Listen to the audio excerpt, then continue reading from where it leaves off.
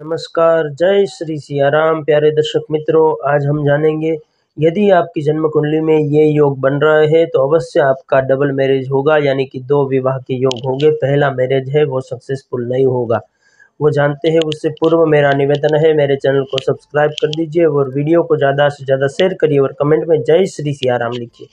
तो प्यारे दर्शक मित्रों, आपकी जो जन्म कुंडली है उसमें जो सप्तम भाव है वो विवाह का कारक है।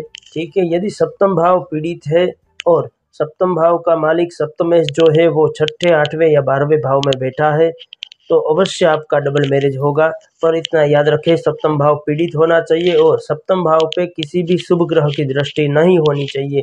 यदि इस ऐसी स्थिति है तो अवश्य डबल मैरिज का योग बनेगा इस स्थिति में। आइए दूसरा योग बता देता हूँ।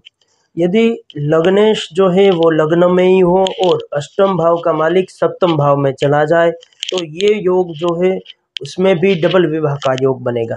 ठीक है, लग्नेश लग्न में हो, कई लोग ऐसा भी बोलेंगे कि लग्नेश लग्न में हो तो पंडित जी लग्नेश तो अच्छा हुआ, लेकिन ये मैं प्रैक्टिकल आधार के बोल रहा हूँ। मैंने बहुत सारी कुंडलियाँ देखी है कि लग्नेश लग्न में हो और अष्टम भाव का मालिक यदि सप्तम भाव में चला जाए, क्योंकि अष्टम भाव का मालिक है वो अशुभ है, वो जहाँ भी जाएगा वो फल की न्यूनता लाएगा ही लाएगा, फल में कमी लाएगा।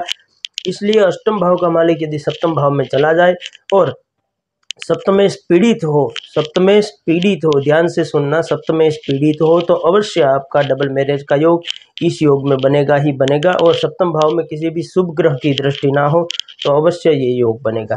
आइए तीसरे योग के बारे में बात करते हैं।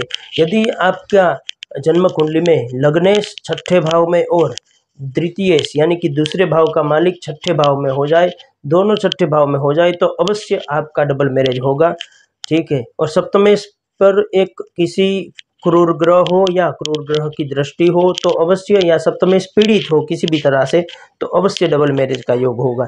ठीक है, ये मैंने योग बताए हैं वो, उसमें ये बात ध्यान रखनी है कि यदि सप्तमेश पे कोई शुभ ग्रह की दृष्टि ना हो, सप्तम भाव में कोई शुभ ग्रह ना हो और सप्तम भाव पर क्रूर ग्रहों की दृष्टि पड़ रही हो तो अवश्य ये योग फलित होंगे। आज के लिए इतना ही। जय सिया राम।